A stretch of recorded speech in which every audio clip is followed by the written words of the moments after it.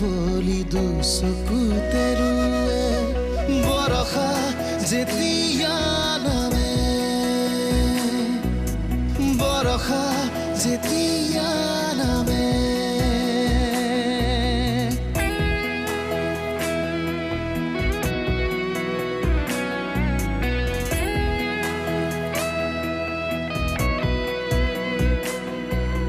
কপালত চোতালতে পূৰ্ণিমাৰে জোনে ভাবতে বিভোৰ হৈ বগা হৈ পৰে টোপা টোপে চুলি মেলি পানী পখি উৰে সুখে দুখে মালা গাঁঠি তাল কাটি নাচে বৰষা যেতিয়া নামে পইচা ধাৰলৈ বিচাৰিছে মাটিও বিক্ৰী কৰিবলৈ ওলাইছে কি হৈছে মানুহজনৰ মোক এনেকুৱা কিছুমান ইনফৰমেশ্যন লাগে যাৰ বিষয়ে সেই মানুহজনৰ বাদে আৰু দ্বিতীয়জনে নাজানে আৰু ৰুটুৱাৰে যদি ভনীও কৈ আছে বুজিছ বৰ মৰমীয়াল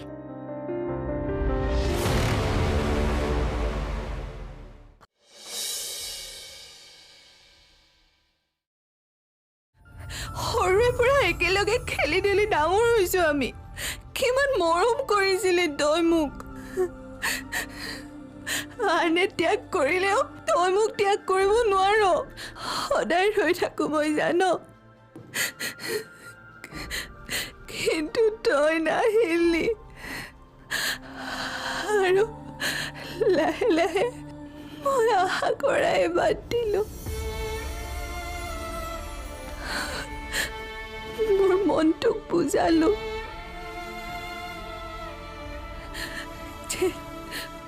মোৰ আপোনবোৰে সঁচাকৈ মোক পাহৰি গ'ল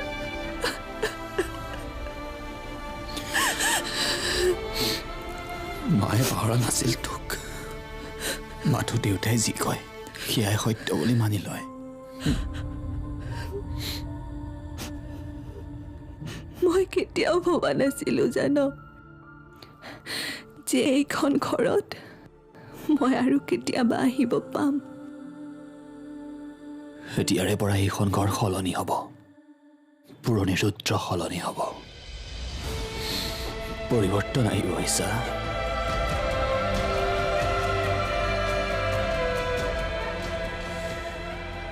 আৰু মই আনিম এই পৰিৱৰ্তন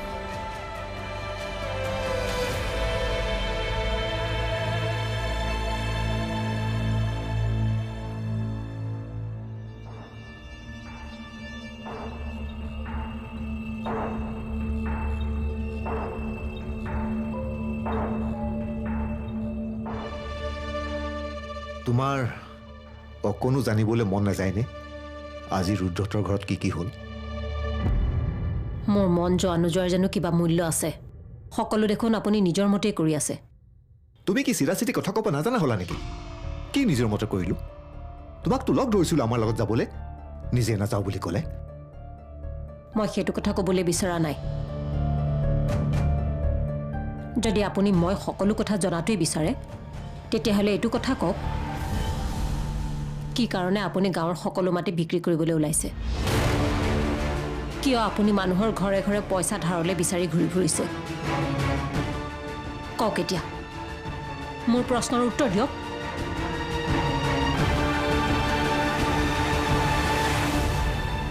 আপুনি কৈছিলে আপোনাৰ পৈতৃক সম্পত্তি আপুনি কেতিয়াও বিক্ৰী নকৰে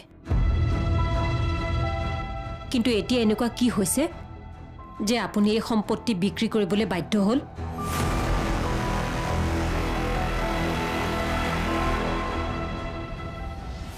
মই জানো আপুনি কিয় এনেকুৱা কৰিবলৈ লৈছে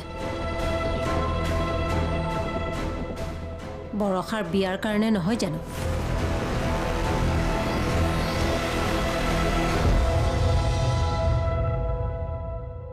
ময়ো আপোনাক কৈ দিওঁ আপোনাৰ পৈতৃক সম্পত্তিৰ ওপৰত মোৰ অধিকাৰ নাথাকিব পাৰে কিন্তু মোৰ ছোৱালীৰ ৰদালিৰ সম্পূৰ্ণ অধিকাৰ আছে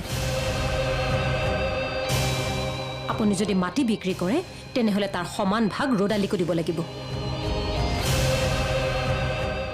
আৰু যদি তেনেকুৱা নকৰে তেনেহ'লে মই আৰু ৰ'দালি এইখন ঘৰ এৰি গুচি যাম। অধিকাৰেই যদি নাই তেনেহ'লে এই সম্পৰ্ক কিহৰ?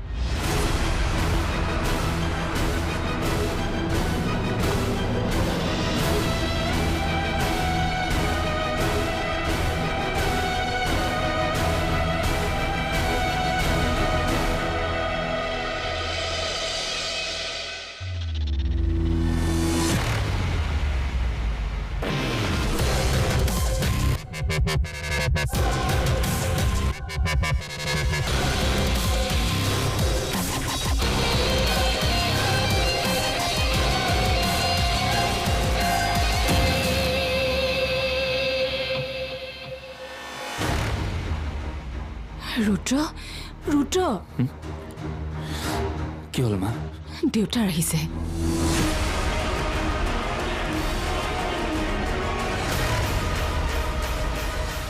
ছাৰ ৰুদ্ৰ, ইছাক তই এইখন ঘৰলৈ আনিছ মোৰ কথাৰ অমান্য কৰি। সেই বুলিয়ে মই দেউতাৰক ক'ম, বাকী তই চম্ভালি ল'বি। তুমি চিন্তা নকৰিবা মা, মই আছো।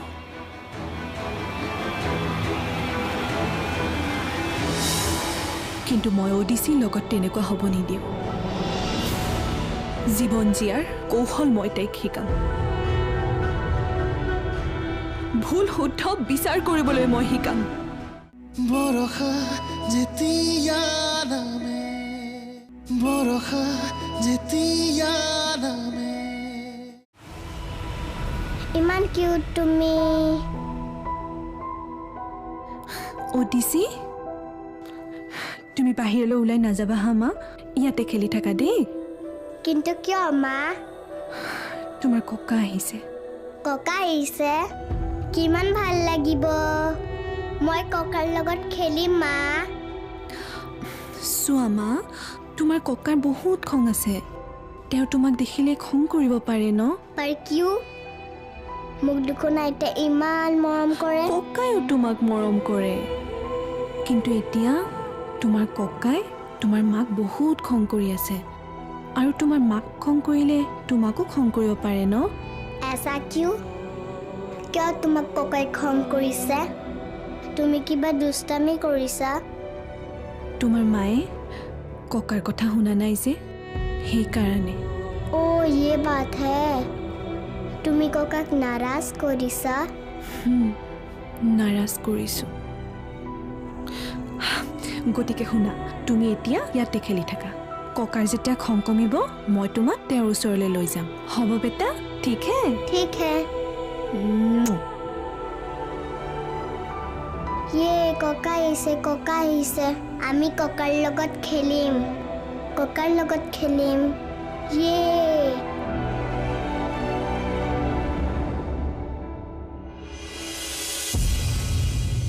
তই এই সৰু ছোৱালীজনীক এইবোৰ কথা কিয় কৈছ? এদিন নহয় এদিনতো সকলো জানিবই। অঁ জানিব, কিন্তু এইখিনি সময় উপযুক্ত নহয়। তাই এতিয়াও সৰু হৈ আছে।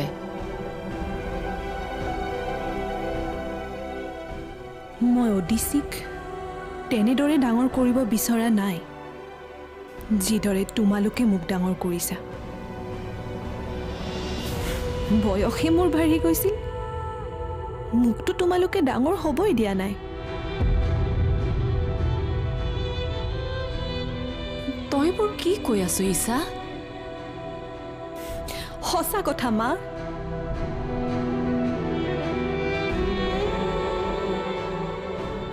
মোক তোমালোকে মানুহৰ মাজততো ডাঙৰ কৰাই নাই। ঘৰৰ চাৰিবেৰৰ মাজত পুতলাবোৰৰ লগতহে মই ডাঙৰ হৈছোঁ। পুতলাবোৰৰ জানো কিবা অনুভূতি থাকে? তেনেহ'লে আবেগবোৰ মই কেনেকৈ শিকিম? কি ভাল, কি বেয়া, কি শুদ্ধ, কি অশুদ্ধ, একোতো জ্ঞানেই নহ'ল মোৰ। নাজানিলেই মই মানুহ চিনিব, আৰু মই ভুল কৰি পেলালোঁ। কিন্তু মই অডিচিৰ লগত তেনেকুৱা হ'ব নিদিওঁ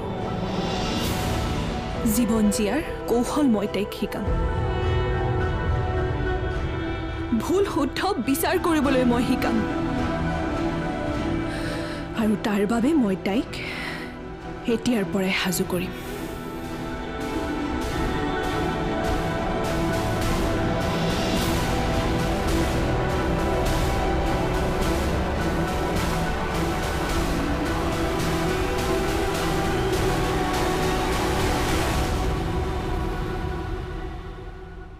হ'ব দে উপায়টো নাই এতিয়া ৰদালি ভাগৰ পইচাখিনি কেৱল তই এতিয়া এৰি নিদিবি এইবাৰ মই সঁচাকৈ কৈছোঁ সঁচাকৈ যদি মোৰ কথা নুশুনে তেনেহ'লে ময়ো ৰং দেখুৱাম হ'ব ইমান খং নকৰিবিচোন খং নহয় হতাশা এফালে মই চিন্তাত মৰিছোঁ যে ঘৰখনৰ একমাত্ৰ উপাৰ্জন কৰা ছোৱালীজনী ঘৰখনৰ পৰা যাবলৈ ওলাইছে আনফালে আকৌ তেওঁ মাটি বিক্ৰী কৰিবলৈ ওলাইছে নিজকে সম্ভাল এতিয়া এঠাইলৈ গৈ আছো এইবোৰ কথা বাদ দে বহুত হ'ল ইমান বছৰে মনে মনে থাকিলোঁ এতিয়া সময় আহিল সঁচা কথা কোৱাৰ কি কৰিব বিচাৰিছ তই বৰষাই জানিব লাগিব যে তাই আমাৰ নিজৰ সন্তান নহয় তাইক ইমান বছৰ তুলি তালি ডাঙৰ কৰাৰ মূল্য তাই আমাক দিব লাগিব ক'ত যাও ঘৰলৈ কিয় সঞ্চয় মিটিঙত নাযাও নেযাওঁ তই যা এইজনী খংটো অলপমান বেছি কিন্তু আন এটা সত্য তই অনুভৱ কৰিব পৰাই নাই যে সেইখন ঘৰত তই সদায় চকুতল কৰি চলিব লাগিব বৰষা যেতিয়া নামে বৰষা যেতিয়া নামে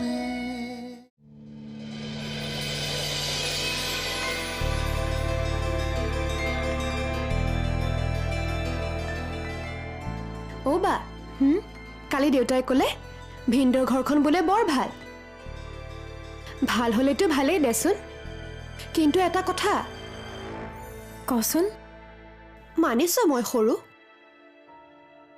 কিন্তু অলপ চলপ পৃথিৱীটো ময়ো দেখিছোঁ টকা পইচা লাখ বিলাস এইবোৰহে চাইছ কিন্তু আন এটা সত্য তই অনুভৱ কৰিব পৰাই নাই যে সেইখন ঘৰত তই সদায় চকুতল কৰি চলিব লাগিব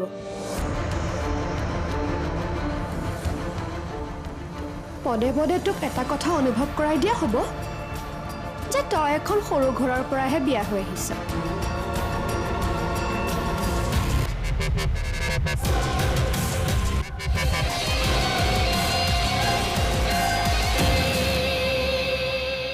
বহ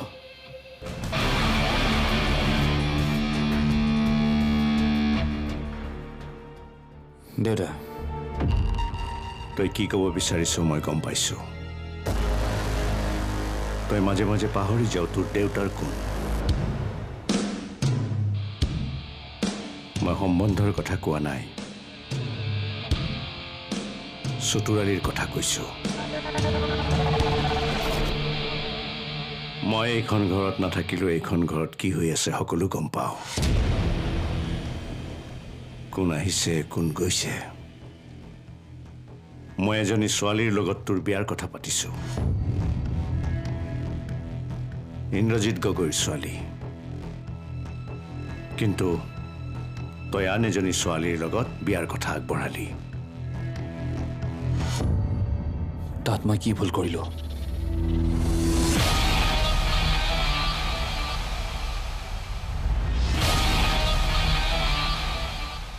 তাৰ মানে ইতিমধ্যে তই সাজু হৈছ বিদ্ৰোহ কৰিবলৈ বিয়াত মোৰ কোনো আপত্তি নাই মই ইতিমধ্যে ছোৱালীৰ দেউতাকক হাঁ কৰি আহিছো গম পাইছো কিন্তু ইচ্ছা কিয় আহিছে এইখন ঘৰলৈ ইছাক এইখন ঘৰলৈ মই আনিছো মায়ে বাধা দিয়াৰ সত্ত্বেও ইছাক এইখন ঘৰলৈ মই আনিছো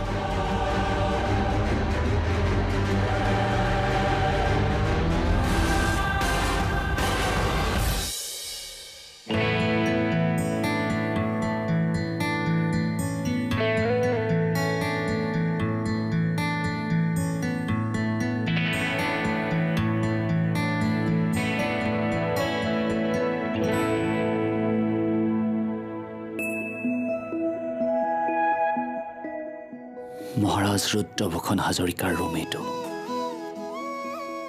আৰু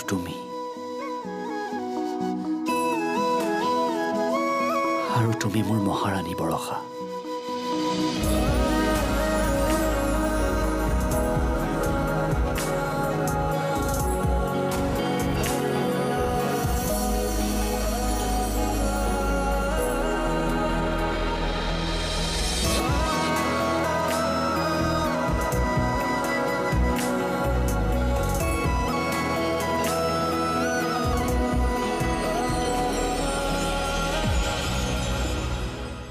হঠাতে কিয়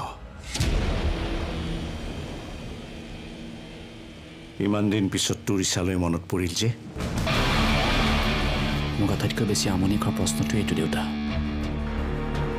ইমান বছৰৰ পিছতে কিয় মোৰ ইচ্ছালৈ মনত পৰিল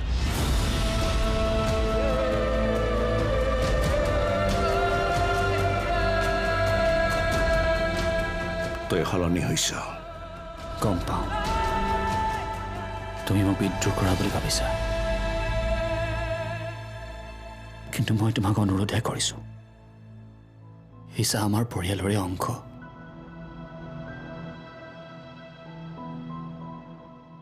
তই ঠিকেই কৈছ ককায়েক হিচাপে সেয়া তোৰ দায়িত্ব কিন্তু ইছা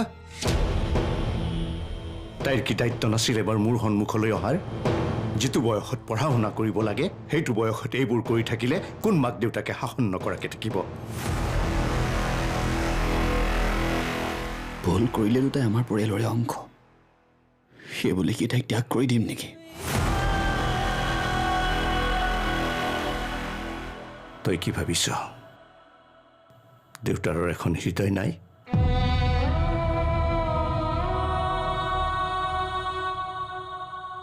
মই ডাঙৰ কৰিছোঁ তাইক মোৰ ছোৱালী মোৰ কি দুখ নালাগে